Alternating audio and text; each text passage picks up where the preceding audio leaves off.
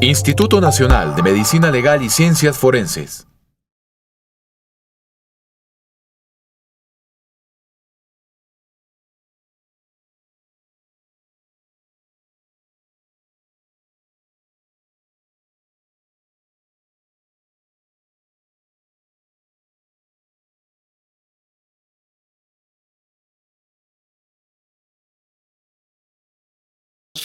Un saludo muy especial a los organizadores de este 20º Congreso Nacional y 5º Congreso Internacional de Medicina Legal y Ciencias Forenses.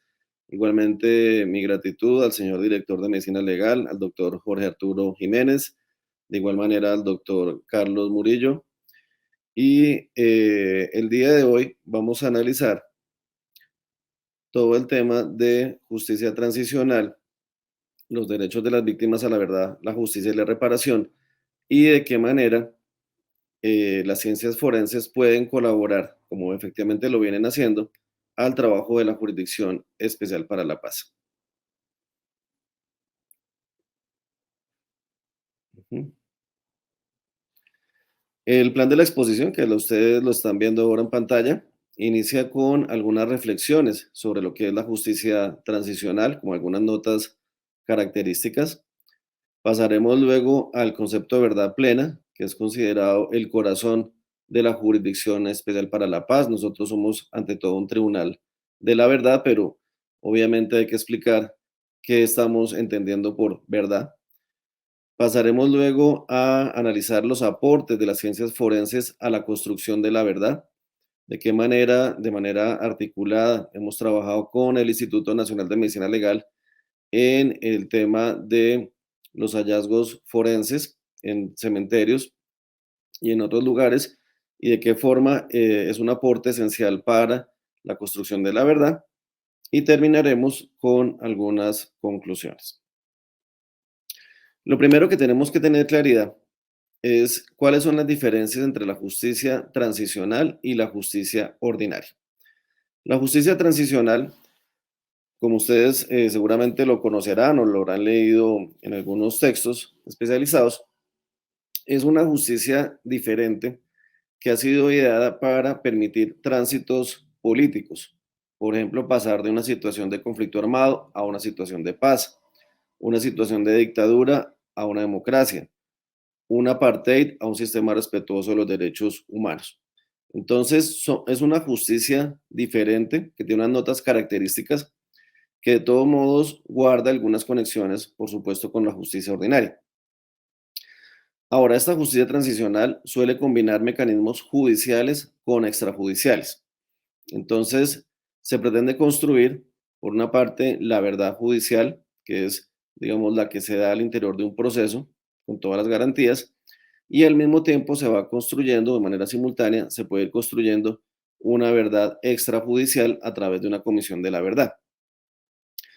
Ahora, lo cierto es que no existe un único modelo de justicia transicional. Si ustedes miran las diferentes experiencias comparadas, pues cada modelo responde un poco a los antecedentes históricos, a las necesidades de cada una de las sociedades, al tipo de conflicto. Y en ese orden de ideas, hablando de modelos comparados, podemos ver dos extremos, el modelo argentino y el modelo sudafricano. Son como los dos modelos extremos. ¿Por qué? Porque el modelo argentino principalmente apuntó a la verdad judicial, ¿cierto? A pesar de que allí hubo en algún momento una comisión de la verdad, esa información de la comisión de la verdad fue judicializada, lo que no pasa en Colombia. Y finalmente, los máximos responsables obtuvieron unas penas proporcionales. Ahora, de todos modos, Argentina tuvo algunas dificultades. Recuerden ustedes cómo se dio una inestabilidad política en el país que llevó a la suspensión de los procesos y estuvieron, digamos, suspendidos durante varios años. Y fue luego por la decisión de la Corte Interamericana que esos procesos se reactivaron. Pero finalmente no se creó un tribunal especial, no hubo realmente justicia transicional, sino que se dio a través de la justicia ordinaria. Y en el otro extremo, pues vemos Sudáfrica. El modelo sudafricano se caracteriza porque ellos la apuntaron exclusivamente a la memoria histórica. A ellos no les interesaban las sanciones privativas de la libertad ni los juicios, sino lo que les interesaba ante todo era obtener una verdad. Entonces son los dos extremos, ¿cierto? Y digamos que entre esos dos extremos se han movido diferentes modelos en el derecho comparado. Ahora, ¿qué modelos hemos tenido nosotros?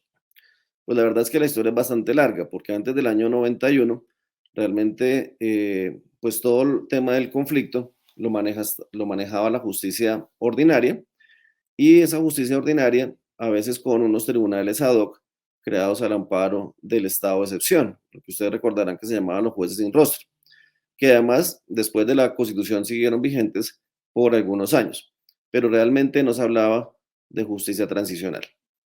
La primera vez que se habló de justicia transicional en Colombia, pues fue con la Ley de Justicia y Paz, pero esa Ley de Justicia y Paz tampoco creó un andamiaje paralelo, sino que la transición se dio dentro de la justicia ordinaria. Fíjense ustedes que la Fiscalía tiene una unidad, digamos, de justicia y paz, hay unas salas en los tribunales y el órgano de cierre es la Corte Suprema de Justicia. Entonces no se creó, digamos, un modelo paralelo, sino que la justicia transicional, de cierta forma, funcionó al interior de la justicia ordinaria.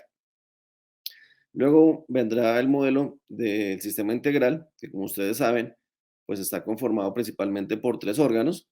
El órgano de la Comisión de la Verdad, pues que ya terminó, ya rindió su informe. Está la unidad de búsqueda, que es extrajudicial, y está la Jurisdicción Especial para la Paz, que es judicial. Ahora, no son los únicos componentes, ¿no? Hay que tener cuidado con esto. Hay otras instituciones de la Ley 1448 que también tienen un mandato transicional, como por ejemplo la unidad de víctimas, como por ejemplo la unidad de restitución de tierras, como el Centro Nacional de Memoria Histórica.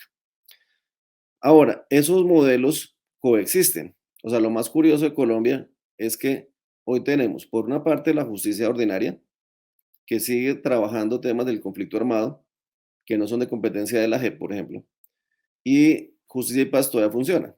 Entonces hoy tenemos tres modelos coexistiendo. O sea, la justicia ordinaria que sigue judicializando el conflicto en parte, justicia y paz que no ha terminado y la jurisdicción.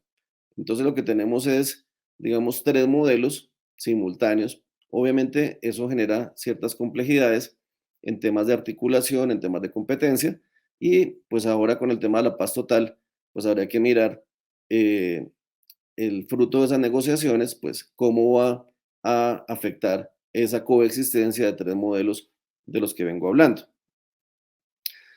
Ahora, otro punto importante es la diferencia entre la justicia retributiva y la restaurativa. Eso es fundamental para entender la JEP. Entonces, la justicia retributiva, que es, digamos, la que nosotros conocemos de toda la vida, es una justicia donde el centro de gravedad está en la determinación de la responsabilidad penal individual. Es decir, a esa justicia lo que le interesa es saber si una persona cometió un delito, ¿cierto? Y ese es todo el debate. Por eso es que la participación de las víctimas es completamente accesoria. O sea, se puede dar el proceso con víctimas o sin víctimas. Las penas son proporcionales y la verdad se construye mediante un debate probatorio, con las plenas garantías. Pero toda la discusión es finalmente si una persona es o no responsable de la comisión de un delito, ¿cierto? Y allí, como les digo, el centro de gravedad no son las víctimas.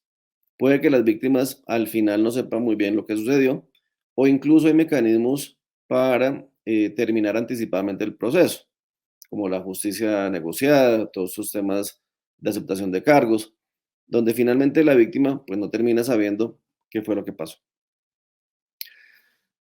La justicia restaurativa, por su parte, el centro de gravedad es el restablecimiento de los derechos de las víctimas, no la determinación de la responsabilidad penal individual. ¿Por qué? Porque aquel que se va por la justicia restaurativa acepta su responsabilidad. Entonces ya el debate no es ese. O sea, no vamos a debatir si cometió o no un delito porque sabemos que lo cometió. Y como ya logramos superar esa discusión, entonces toda la discusión se va a enfocar en el restablecimiento de los derechos. Por eso es que en la justicia restaurativa la participación de las víctimas es indispensable.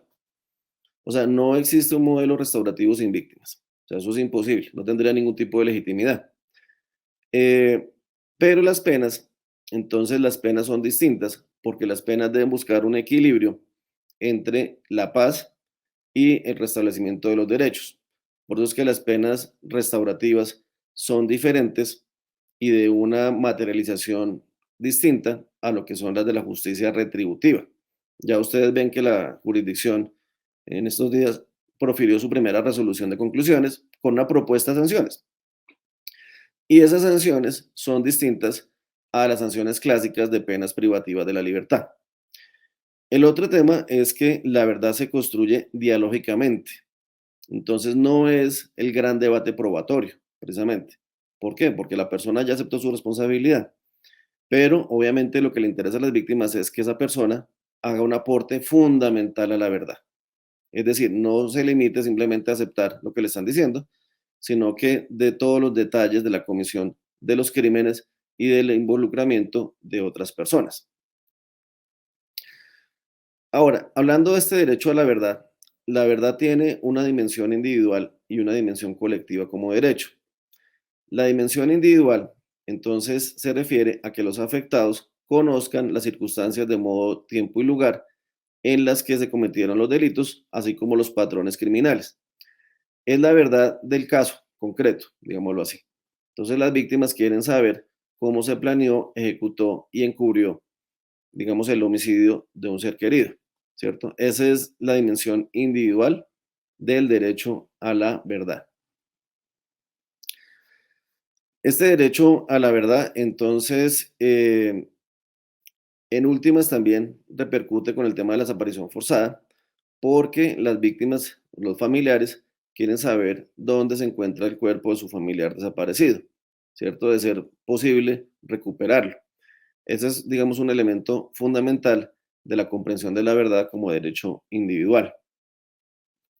Pero la verdad también tiene una dimensión colectiva. Y allí entonces es la sociedad la que tiene derecho a saber quiénes fueron los autores, las estructuras, las conexiones entre aparatos militares, sociales y demás que en últimas llevaron a la comisión de crímenes de sistema. Porque es que los crímenes de sistema se caracterizan por el involucramiento de múltiples personas. O sea, en estos delitos no se pueden cometer de manera individual o de manera aislada, sino que son muchas personas que de cierta forma contribuyen a la ejecución del plan criminal.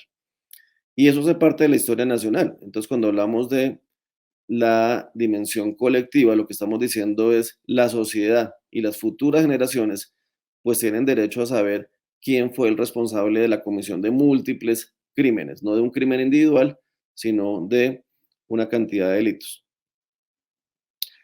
Y entonces, esa es la verdad judicial.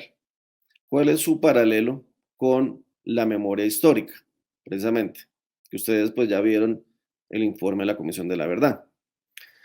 Lo primero es las fuentes de información, que se diferencian de la verdad judicial. O sea, la verdad judicial son pruebas, ¿cierto? Y como ustedes saben, las pruebas pues tienen que ser legalmente decretadas, practicadas y valoradas. Mientras que la construcción de la verdad histórica pues tiene una mayor libertad. Y por eso la comisión, fíjense ustedes, recabó testimonios individuales de responsables, de víctimas también, entrevistó en profundidad a los unos y a los otros, examinó casos presentados por organizaciones sociales, igualmente informes presentados por ellas mismas, realizaron audiencias de encuentros por la verdad y foros. Es decir, tienen un menú de posibilidades de recaudo de información, mucho más amplia que la que tiene un juez. Ahora, uno de los grandes retos que tuvo la Comisión de la Verdad fue precisamente el amplio panorama de documentación. O sea, bien o mal, el conflicto armado colombiano está documentado, a diferencia de otros conflictos armados. Y entonces la dificultad que tuvo la Comisión de la Verdad fue en organizar toda esa cantidad, ese volumen, esos megadatos, ¿cierto? Que están principalmente en bancos de datos, ¿cierto? Y esos bancos de datos fueron construidos de diferente manera. Cómo se capturó la información, cómo se procesó, ¿cierto? Pues no todos tienen la misma metodología. Entonces, uno de los grandes retos fue ese. ¿Y por qué hablo de esto? Porque seguramente cuando ustedes revisaron el informe de la Comisión de la Verdad, encontraron cifras, ¿cierto? Cifras de desaparición forzada, cifras de homicidios, cifras de secuestros. Pues uno de los grandes retos fue llegar a esas cifras, precisamente. Fue la depuración de las bases de datos, ¿cierto? El cruce de información. ¿Para qué? Para poder lograr llegar a una cifra, ¿cierto? Que claro, eso es parte de la verdad. O sea, yo no digo que sea toda la verdad, pero parte de la verdad es las cifras. Es decir, cuántos desaparecidos hay en Colombia, por ejemplo, ¿cierto? Bueno, y el otro reto importante tiene que ver con la sistematización de la información. O sea, un tema es la captura de la información, el otro es el procesamiento, ¿cierto? Y dentro de ese procesamiento, pues también está la información judicial, ¿cierto? Porque en esa información judicial, pues igualmente están datos que están en sentencias, que están en pruebas judiciales, ¿cierto? Y hay que mirar hasta dónde eso también está en las bases de datos de organizaciones sociales. Es decir, un gran reto es la recolección de información, el otro gran reto es el procesamiento para finalmente llegar al informe. Eso por el lado del informe de la Comisión de la Verdad. Ahora, ¿qué entiende la JEP por la verdad plena? Que era algo que yo les anunciaba al comienzo. El acto legislativo 01 de 2017 nos da una definición, ¿cierto? Que nos dice, mire, ¿qué es lo que tiene que hacer la JEP? ¿O cuál es el compromiso de los comparecientes? Esos comparecientes tienen que narrar de manera exhaustiva y detallada todas las conductas que cometieron, ¿cierto? Que permitan atribuir responsabilidades. Y quien aporte información falsa, pues pierde los beneficios. Ahora, ¿cómo lograr la verdad?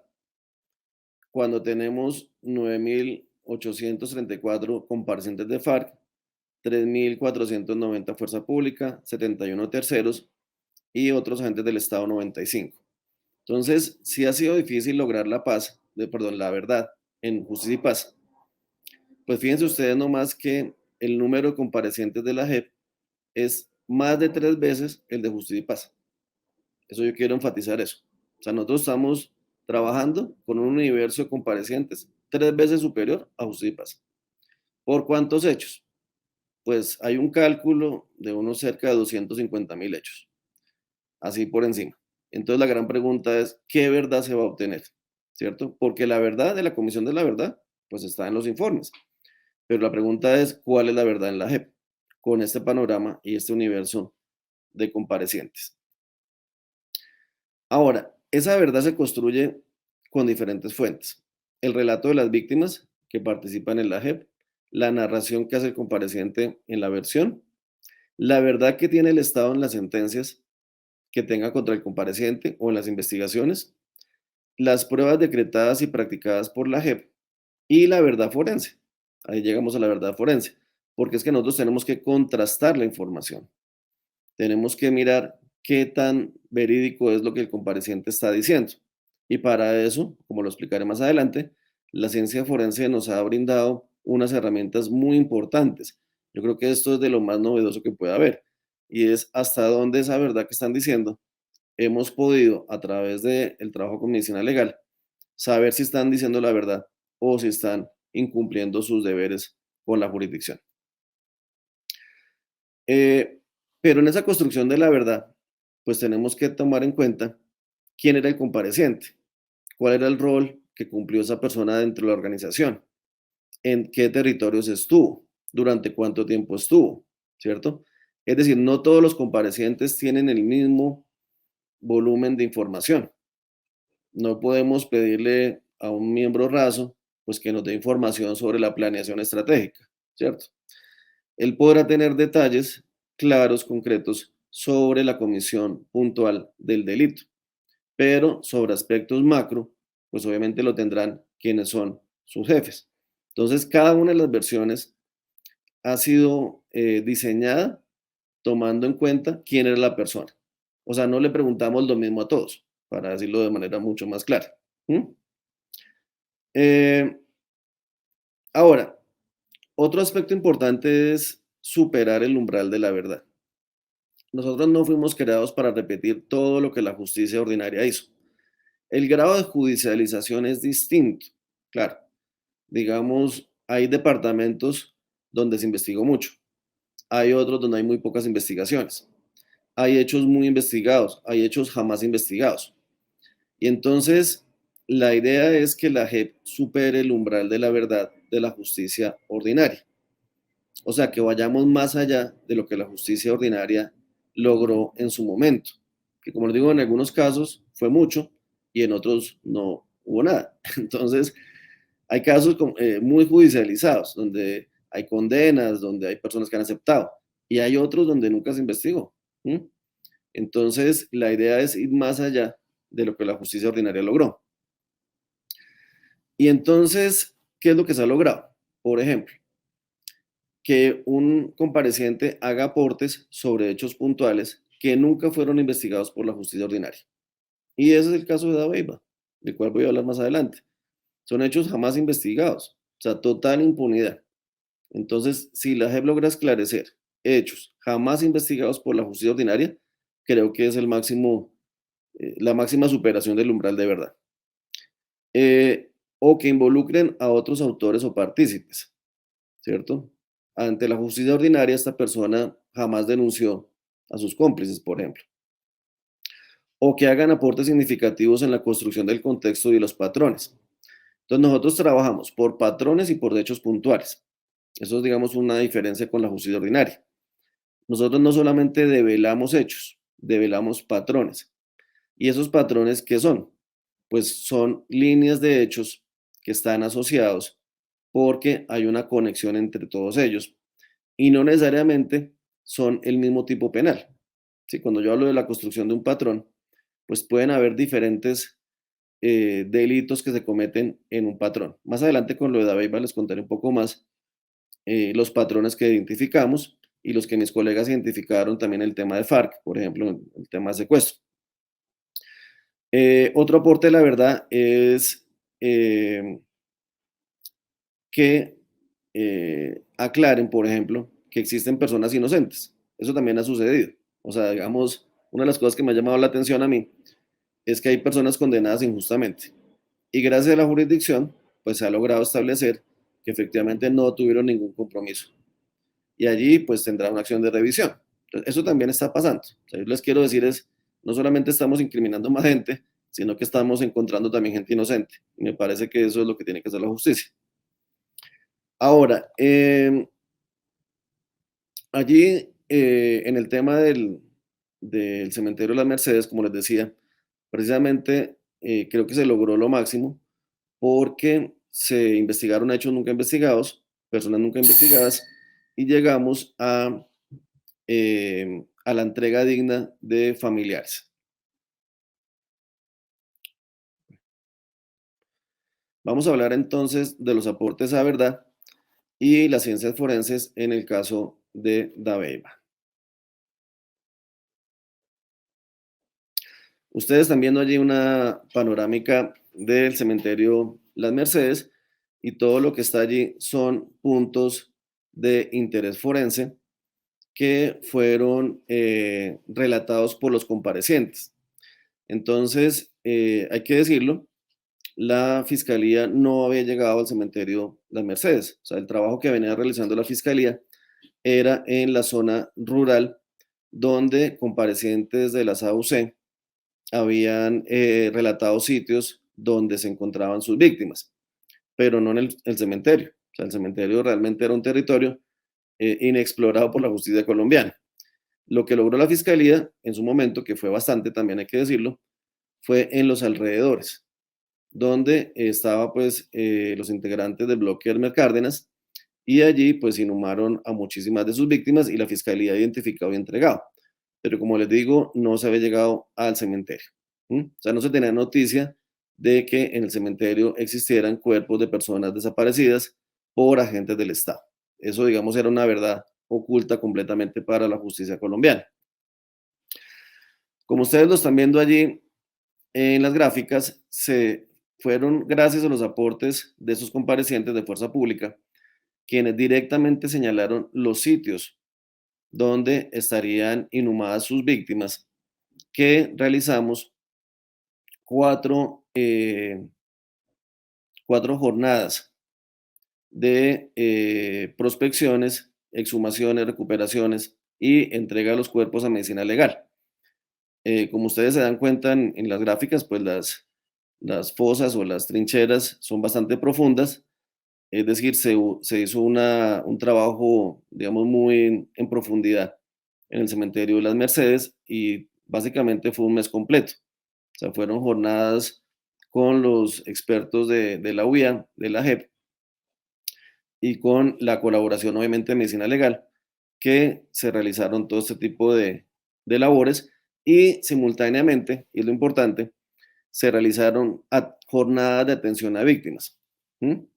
Entonces, no solamente nos limitamos a lo que ustedes están viendo allí, sino que muchas personas, incluso indígenas, que jamás habían entregado sus muestras de ADN a medicina legal, se acercaron a la institucionalidad y gracias a esto, por ejemplo, se lograron la identificación de otros 3 cuerpos que estaban en los laboratorios de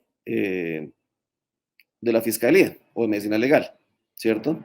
De personas que no estaban inhumadas en el cementerio de Abeiba, sino que estaban en otros sitios, pero que los, los familiares pues nunca habían entregado las muestras.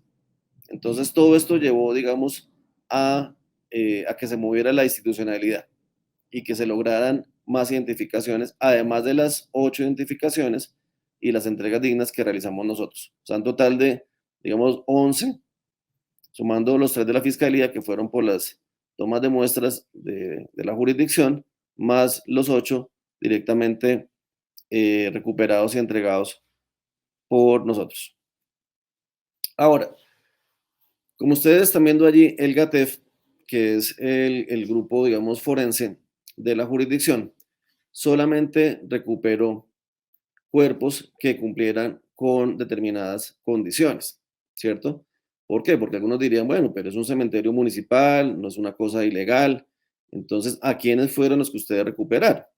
Y obviamente hubo unos criterios, toda la aplicación del protocolo de Minnesota. Es decir, no se inhumó por inhumar, digámoslo claramente, sino que eran cadáveres, por ejemplo, depositados dentro de contenedores plásticos negros, ¿cierto? Que básicamente no corresponden a ningún enterramiento normal, digámoslo, un enterramiento de una familia. Pues nadie va a inhumar a sus familiares en una bolsa negra, ¿cierto? Con los amarres. Tampoco había ningún tipo de señalización. También quiero insistir en esto. Si ustedes visitan el cementerio de Abeiba, pues allí no hay ningún tipo de lugar destinado a las personas no identificadas, ¿no? O sea, que le digan a usted, mira, acá en este sector están todos los NN. No, no lo hay. O sea, des en cuenta. O sea, el tema es que nosotros llegamos a un cementerio que aparentemente era completamente normal. ¿M? Ahora, cadáveres que ofrecían lesiones traumáticas antemortem o postmortem producidas por mecanismos de alta energía, es decir, impactos, sobre todo a muy corta distancia en el cráneo, que dan a entender pues, que fueron ejecutadas, o sea que eso no fue ningún combate. Y también hay que decirlo que ninguna de las víctimas que fueron identificadas y que fueron entregadas pertenecía a ningún grupo armado, ¿sí? Ustedes pueden revisar toda la historia de todas las personas entregadas por nosotros y ninguna ni era de la guerrilla ni era de las AUC. Entonces eran personas que fueron presentadas como bajas en combate ilegítimamente, precisamente, que era lo que nos decían los comparecientes. Es que los comparecientes fueron los que les causaron la muerte y los que las inhumaron. O sea, hicieron las dos cosas. Entonces, en algún momento se dijo, no, los que están allá en Dabeiba todos son guerrilleros. Pues yo la verdad no encontré ninguno. Y además porque, digamos, la guerrilla usualmente se lleva a sus muertos, ustedes lo saben. O sea, ellos no dejan pues que el ejército recupere los cuerpos. En la mayoría de los casos se los llevan y los inhuman pues en sus propios cementerios. Ahora, también habían víctimas con uniformes militares, ¿cierto? Como tal, pero, como les digo, con impactos de bala a muy corta distancia. Nosotros hicimos toda la recolección de las necropsias, cerca de 520 necropsias en el hospital también del municipio, y encontramos patrones, ¿cierto? Y eran heridas a muy corta distancia, todos tenían las mismas botas, todos tenían la misma sudadera negra, ¿no? Entonces, había una cantidad de cosas, digamos, que no coincidían con enfrentamientos regulares con la fuerza pública. ¿M? Bueno, durante estas 4 fases de prospección, recuperación y exhumación, el GATEF reportó 75 hallazgos forenses, tras intervenir 29 fosas y una bóveda. ¿M? Finalmente, esos 75 hallazgos forenses, después de pasar por medicina legal, quedaron en 49 cuerpos, como les digo, de los cuales 8 ya fueron entregados. Bueno, los puntos intervenidos por el GATEF de la UIA reportan, entre otros, los siguientes hallazgos forenses de interés para la investigación: enterramientos primarios inalterados con cráneo multifragmentado y cadáveres semidesnudos. Como les digo, que eso no es un enterramiento normal. Enterramientos primarios individuales con fragmentos textiles rodeados del cráneo. Enterramientos colectivos alterados con varios niveles de depósito o varios usos. Enterramientos en contenedores blancos con logos de la policía. Enterramientos en contenedores plásticos negros. Y todo esto coincidía con los que los comparecientes nos decían. O sea, lo más interesante de esto es que en las versiones nos decían exactamente lo mismo. Y es que después de causar la muerte en el falso positivo, los inhumaban en bolsas negras con amarres. Y eso es lo que encontrábamos justamente en las fosas, ¿sí? Bueno, ustedes ven allí pues las gráficas que están en nuestro auto de determinación de hechos y conductas. Lo pueden revisar el auto de Dabeiba. Allí igualmente están, pues como ustedes ven, todo esto es completamente anormal, ¿cierto? Las bolsas negras, varios cráneos en las bolsas negras, los amarres, ahí está todo este tema, los enterramientos colectivos con las bolsas negras. ¿M? Este fue el resultado que finalmente arrojó medicina legal, ¿cierto? ¿Cuántas víctimas por proyectiles de arma de fuego, por ejemplo? ¿Cuántos hombres, cuántas mujeres? Lesiones por mecanismos de alta energía, por mecanismos cortantes. Es decir, como ustedes se dan cuenta, nosotros no exhumamos personas, pues, familiares de Dabeiba que simplemente los inhumaron allí porque no tenían dónde más hacerlo, sino que todas estas víctimas es porque presentaban estos signos como tal. Y eso coincidía con los relatos de los comparecientes. Y es que fueron los comparecientes los que nos indicaron los sitios. Y esos sitios no estaban demarcados. O sea, muchas de estas fosas se abrieron en lugares donde ustedes simplemente ven pasto. Es que no había ni una cruz, ¿cierto? O sea, era imposible encontrarlos. Dice nuestro auto, la contrastación de la verdad por medio del análisis científico permitió identificar y entregar víctimas desaparecidas en el cementerio de Abeiba desde el año 1982. O sea, nuestra primera víctima desaparecida, traída con engaños desde Medellín, desde el año 82. O sea, recuperamos y entregamos una persona desaparecida 40 años. Yo creo que es de los mayores éxitos que también ha tenido medicina legal, un desaparecido de 40 años. Además, en algunos casos, la prueba científica técnico-forense le permitió a la sala superar el estándar probatorio comúnmente establecido. Claro, es que allí a nosotros lo que nos piden es bases para creer que el delito se cometió, pero con eso, digamos, es que no es que tengamos bases, es que el estándar ya es muy elevado, casi que da para una condena. ¿Y quiénes son los responsables? BGC 79, el batallón Arhuacos, el batallón Atanasio Girardot. O sea, lo más interesante es por qué en un sitio que obviamente está en una zona de guerra, como es el cementerio de Aveiva, desde el año 1982 vienen desapareciendo gente. Y eso va hasta el año 2007. Y eso era algo que Colombia no conocía. Entonces, ¿por qué en un sitio tan pequeño? Porque es un municipio pequeño, con un cementerio pequeño, se dieron ese tipo de circunstancias. que no solamente fueron en Dabeiba, porque tenemos información de otros cementerios de la región donde igualmente están personas desaparecidas. Y eso se dice en el auto, ¿sí? Entonces, eso, digamos, es uno de los grandes hallazgos de la jurisdicción, cómo durante años los cementerios municipales fueron empleados para desaparecer víctimas de ejecuciones extrajudiciales. Y allí está el tercer patrón macrocriminal que yo les hablaba del cementerio de Dabeiba de Ituango. También está el de Ituango. Durante muchos años, desde el año 82 hasta 2007, con la finalidad inmediata de encubrir homicidios cuya ilegalidad es conocida por sus autores, impidiendo la identificación de las víctimas y con el propósito estratégico de preservar el prestigio de la institución castrense y reforzar la idea del control territorial. Ahora, hubo muchas dificultades en esa investigación, no solamente el tema forense, el tema de los archivos, por ejemplo. Cuando nosotros pedimos información sobre los archivos militares, pues muchos de ellos nos dijeron que estaban quemados, que había habido un incendio y que se habían quemado. O sea, nos tocó trabajar con las uñas porque la información oficial en muchos casos no existía, que hubo un incendio y casualmente se incendiaron los años que necesitábamos. Esto, digamos, ya para ir cerrando, ir concluyendo, decirles que es muy importante el trabajo forense para la contrastación de la verdad que realiza la jurisdicción.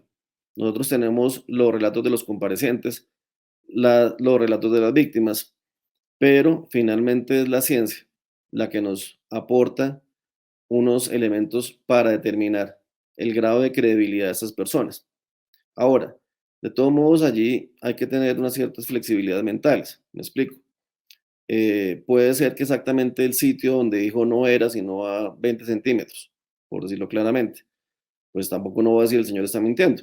Claro, pues han pasado 20 años, un cementerio que fue alterado, porque además cambiaron y pintaron una cantidad de cosas, pues obviamente eso da para que el relato pueda tener algún tipo de imprecisiones.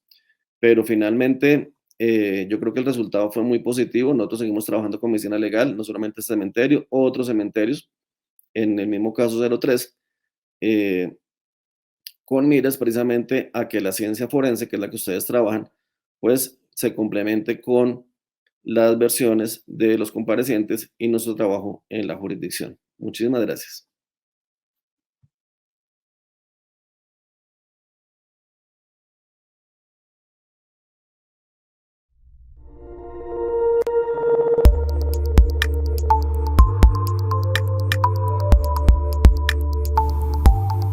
Instituto Nacional de Medicina Legal y Ciencias Forenses.